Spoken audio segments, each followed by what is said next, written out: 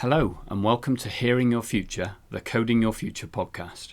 My name is Duncan and I'm on a mission to help you design, build, test and code your future in computing. In this podcast we'll talk to current and former students of computer science to find out more about their journey from student to professional. What's their story? How are they coding their future? What advice would they offer their former selves and fellow students, and where are they headed next? My guest today is Carmen. She studied a Bachelor of Science degree in software engineering with industrial experience and did placements at McKinsey and the Walt Disney Company. Welcome, Carmen. Thank you for coming on the show. Thank you for having me. The purpose of this interview is to catch up with you, find out a little bit more about your journey from arriving here 4 years ago through to your journey now, your journey while you've been here and what comes next. So should we start off with, can you tell us a little bit about yourself and where you come from? As much or as little as you want to say. Sure. So I'm Carmen. I'm originally from Spain, born and raised there. I'm from a small southern town in Marbella. So very different to Manchester then. And you went to school in Spain as well? Yeah, I went to school all the time in Spain. Never moved abroad until I was 18 when I came to uni in Manchester. Wow. Yeah. So what made you choose computer science as a subject? So when I was actually applying for degrees, I didn't know what I wanted to do. And it was December, and obviously applications closed in January, and I had to start writing my personal statement to the point where a schoolmaster kind of called me in and was like, Carmen, where's your personal statement? You need to start applying. And I didn't know what I wanted to do. I knew I liked ICT and art and maths. And then he was like, so have you thought about double degree in maths and physics? And I'm like, no, physics is not for me. So then he said, oh, what about software engineering / computer science? And I was like, what is that? So back home, it's not really a thing. It's still the idea that technology, you do it in a basement, antisocial, that stereotype. So then I was like, sure, let's just go for it. And then I ended up applying for software engineering, and that's how I got here.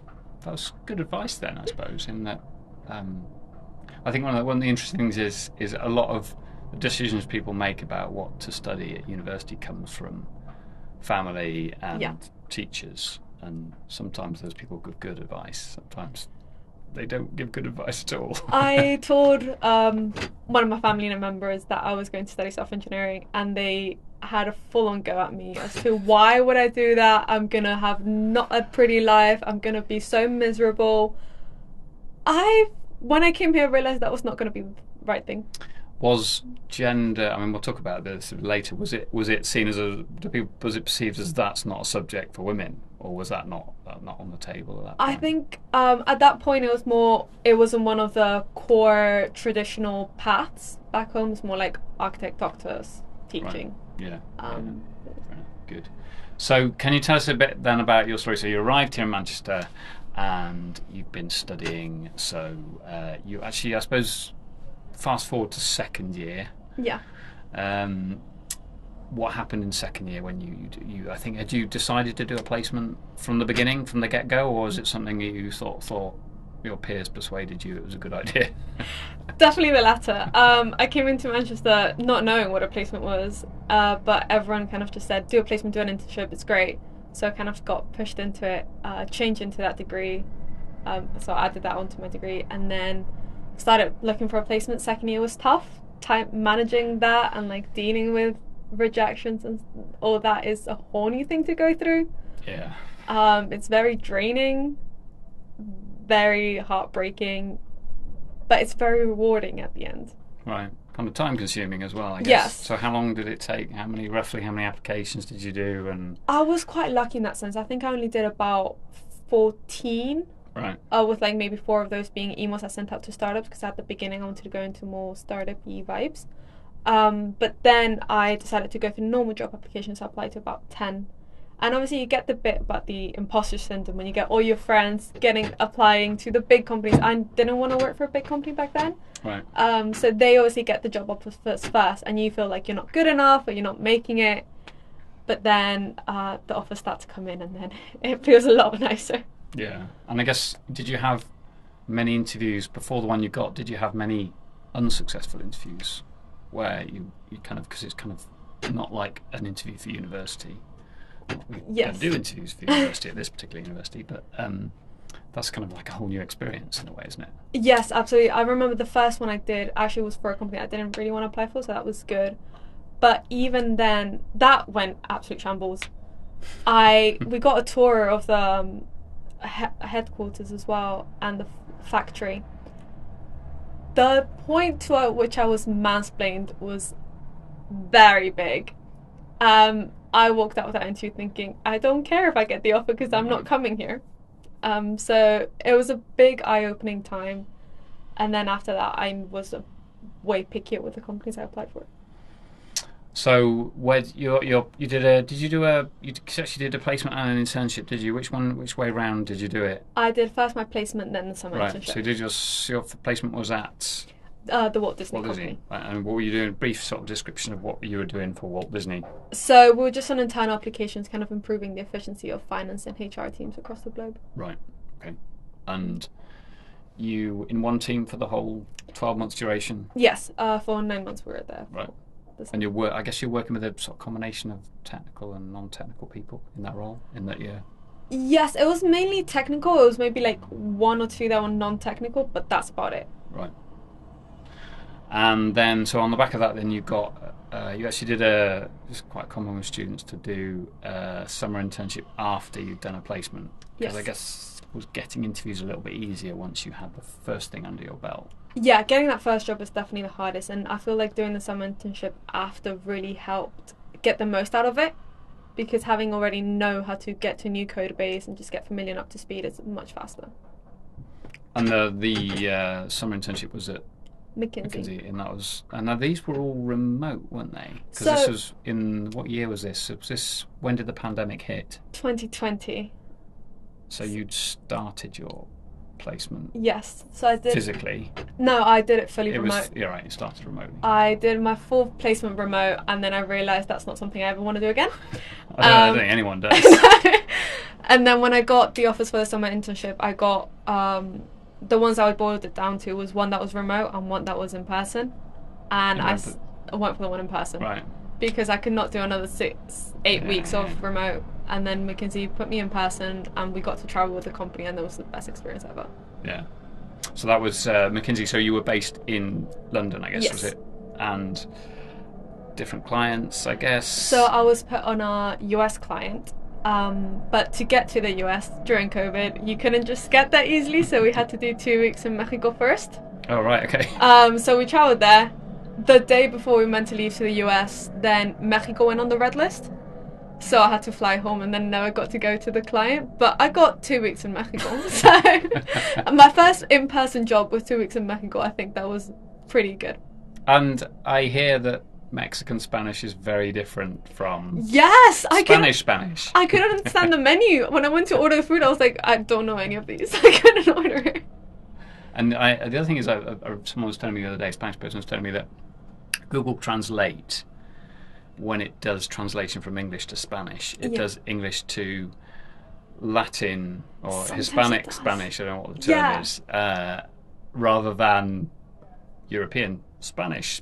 So a Spanish teacher here can always tell when their students are using Google Translate because it comes up with all these weird Latin American sayings and things that you would never say in Spanish. That makes so much sense, actually. Yeah, no, you can really tell the difference. Especially they're a lot more formal than we are, probably. So you did your summer internship in London, and then you came back to Manchester to do your final year. Yes. So you did a project. What was your project? It was AI face aging. So I actually used your picture as well for it, and I made you look about 50 years older. If you want to see it. Dear. I know. That's happening now anyway. My face is getting older. So you're developing algorithms for doing that, effectively? Or? I used 2 different models on how to create that image. Right. So that should help, like, for example, missing people. That could help the police. It has different applications in that sense. And what was that awful Facebook thing? Was it Face Age or something? Face App. Robbing people's identity while it was making Yeah. amusing pictures of them. The Russian app, yes. I actually included that in my report. Because that was one thing we obviously shouldn't do.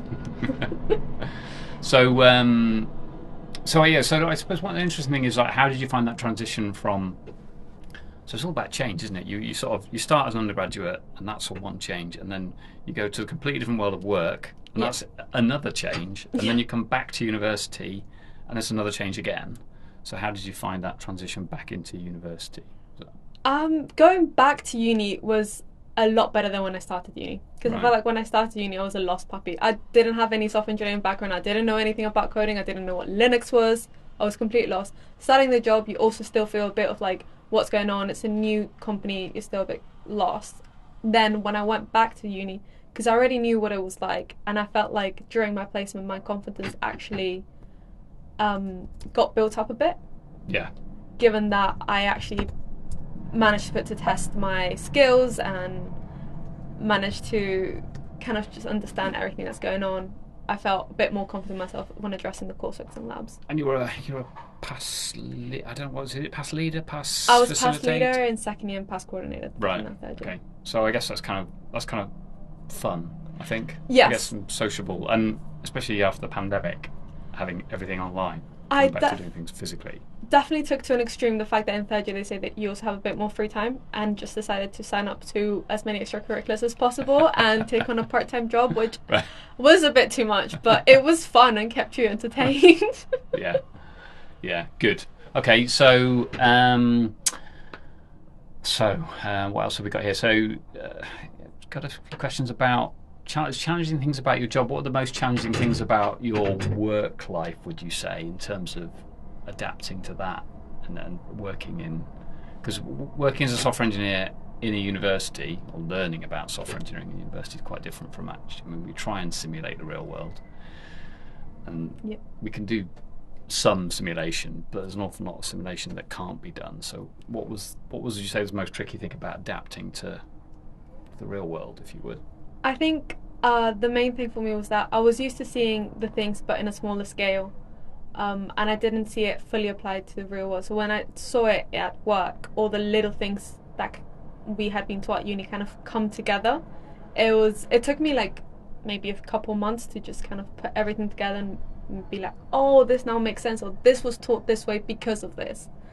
So bringing all that knowledge together was definitely, I think, the biggest step there. And pulling together things not just from one module, but I guess from several modules, and hopefully seeing a bigger picture. Yes, it was that combination of everything that really set in. And so you finished your exams.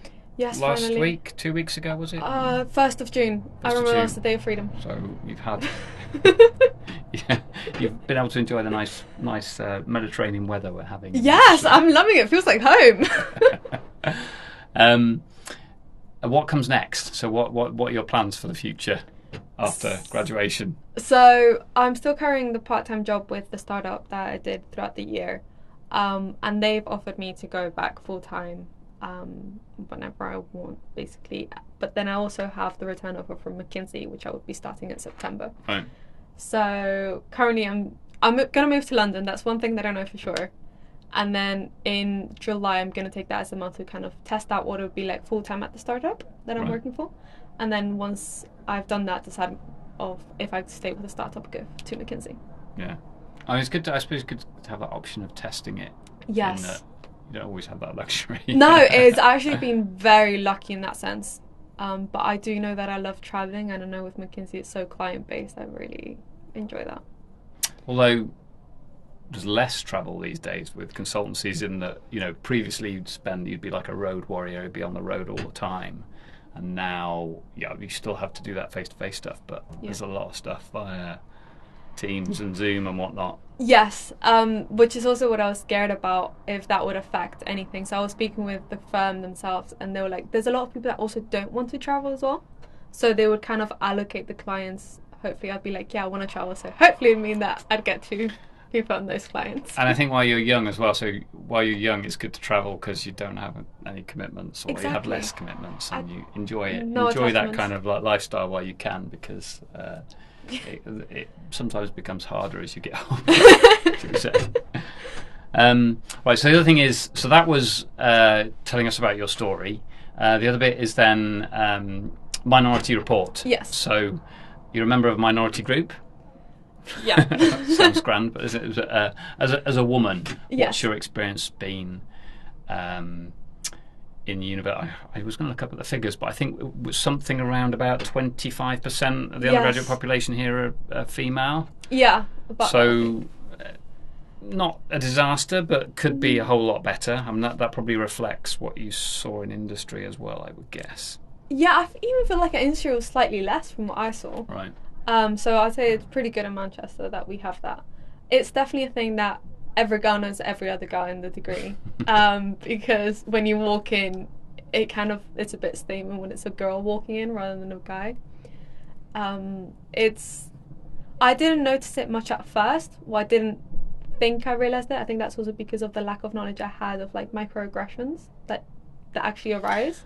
Was it like this at school? So because sometimes you find that maths is well, it depends. It varies with countries, but I think in the UK there are roughly equal numbers of male and female students doing maths A level. I think we were 3 girls in a class of 10 to 15. Right. So it wasn't that much, and yes, that definitely did have an impact. And you've done physics as well, which is, I know physics similar. Has a similar. Yeah, it was like 3 to issue. 10. Right. Okay. So, what could the university and employers that you've worked for make campuses and workplaces more welcoming to women as a profession and as students? I think for me, it's raising awareness on females and non-females, of people who identify as female, who don't identify as female. Because for those who do identify female, we might receive these comments and we just take them as we're not good enough, or we take them personally, whereas actually it has nothing to do with us. Or like if someone's underestimating my ability, it doesn't mean it's because I have to prove them wrong, I have to do this, which is something that I constantly feel like sometimes it's like, oh, I need to prove them just because I'm a female. But then also with people who don't identify as females, to understand you can't mansplain real numbers to someone who's at university, which has happened, and it's like, I'm 22 at university, I think I know what real numbers are. Yeah, and I suppose part of the problem is that people mansplaining don't realise they're mansplaining. Exactly. So it's not malicious, it's just ignorance in a way, I suppose. It's exactly. Unconscious bias or whatever you want to call it. Yeah, so we had actually, we organised a few women in computer science events at Kilburn with another few students, and it was great because it actually made us more aware of other situations that maybe we can now reflect on of, actually, that was not okay that someone did that to me. And we've had conversations with people who actually try to mansplain to us, like, oh yeah, mansplaining is not good, and they'd be like, oh yeah, like, oh, I don't understand mansplaining no, but they'd be like, oh yeah, I don't understand why anyone would mansplain, and we'd just be thinking like, you've tried to mansplain to us. So it definitely shows how more awareness needs to be raised in that regard. I mean, I suppose the other thing is like making the subject more appealing to women. There's lots of the subject of computer sciences. There's lots of ideas about how to make it more appealing to women to apply, to even think about doing at university. Is there anything in the way that the subject is sold, or not sold? Sold's not the right word. Like in your case, it was your head teacher. Yes. Who said, "This is the thing you might like." But some people look at it and think, oh, that's not for me because computer science is just about making lots of money, or it's just about building things that make other people lots of money. So so one of the ideas out there is that you make the subject more appealing by showing examples of where it's beneficial to society rather than just commercially important, say, for example. I don't know if that would have made a difference to you. I think for me, just knowing what it was beforehand, I feel like the lack of exposure was a main thing. I guess there's still that stereotype that, it's just maybe also gaming and not very inviting. So getting rid of that stereotype would definitely be more beneficial for me if I had back in the day. And from an employer point of view, I guess both of your employers would have been welcoming to women, but I guess you have kind of different problems in the workplace. But what do you think employers could do to make this as a profession more appealing or more welcoming to women? Definitely as well. I guess it just boils back to the raising awareness again. I've had work meetings where a developer, I was the only female in that work meeting, and a male developer asked for everyone's opinion individually on something, excluding me. Right. So it's just kind of probably raising that awareness of like what's the need to exclude someone, or why do you need to make comments like that? I feel like that's already quite inviting, because it's quite doable for you to call that. Exactly. Because I guess it's your manager's job, I suppose, or whoever's chairing the meeting, to say, let everyone speak, or you haven't asked Carmen, for example, or whatever it might be. Exactly. And then it raises those uncomfortable situations. It's like, how do you deal with that? Especially in a workplace where, you have to be a bit more formal and ethical, and it's the unknown there, probably. Good. Okay. So to finish up then, we've got a few things here. So this is one tune, one podcast, one film.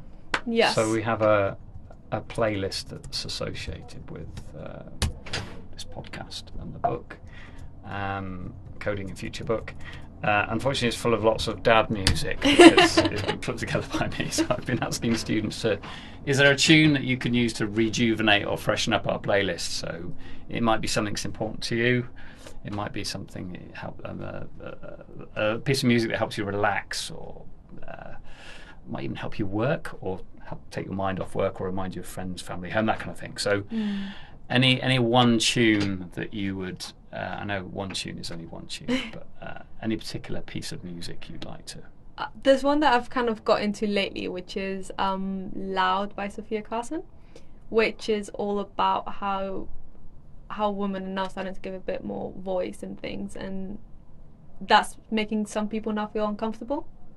And it's like, so Carson, how do you spell Carson? Carson. Carson, right? Okay. And it's like, why should you feel uncomfortable now that I actually speak up? So I found that quite motivational in times where it gets a bit tough. Yeah. Okay. Good. The one is one podcast. I mean, you may or may not listen to podcasts. There's only two I really listen to. One of them's one of my friends. It's called Me Time. So I used to listen. Me Time. Yeah, I used to listen to that on the way to work throughout the summer. And it's just about real life stuff. They speak about how to deal with things at uni, how to deal with things in life, how to grow up. It's very relatable at this point in my life. Yeah. And then the last one is one film. One film you should go and watch. And it could be something contemporary. It could be something that's just out now, or that you've seen in the last couple of weeks, or it could be something older. The last one I've seen is She's the Man. Right. Because a friend mentioned it the other day, and it's quite ahead of its time. It's like from 2000, and it's about how the females could also play football. Right. And they didn't have to not be allowed on the team because they were female. So it was quite uplifting. Good. Okay, good. Thank you. So any closing comments? Is there anything? So actually, no, the closing comment here is advice to your former self. So if you could speak to yourself in first year, or any first, perhaps second year student who's at the beginning of their studies now, what would you, I know you've been doing this in your role as a past leader, but what one piece of advice would you give them about getting the most out of being at university? Definitely getting involved, because I feel like I took the most advantage of that I could, and that was one thing I loved. But then I know it's hard to not compare yourself to others, and you constantly do it, especially when you're doing labs. And we do it with the marking. That's what marking is all about, right? So. Exactly. And you're doing the labs, and you see people who've been coding since they're 10, and they take 2 minutes to do the labs, and I didn't have any experience, so I took way longer than that.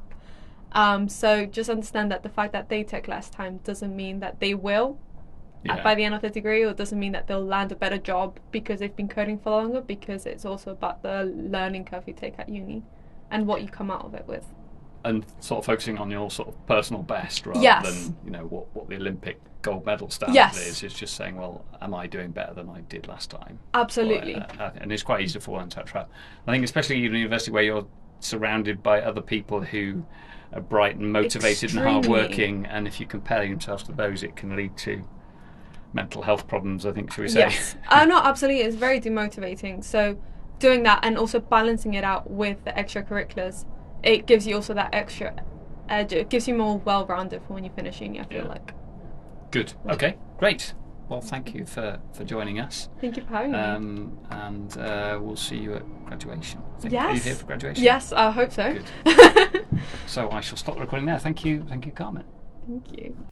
Thank you for listening to Hearing Your Future, the Coding Your Future podcast. You can find out more about this episode and all the other episodes in the full transcripts published in the Coding Your Future guidebook at cdyf.me/hearing. That's Charlie Delta Yankee Foxtrot Mike Echo. I hope you found something useful to help you code your future today.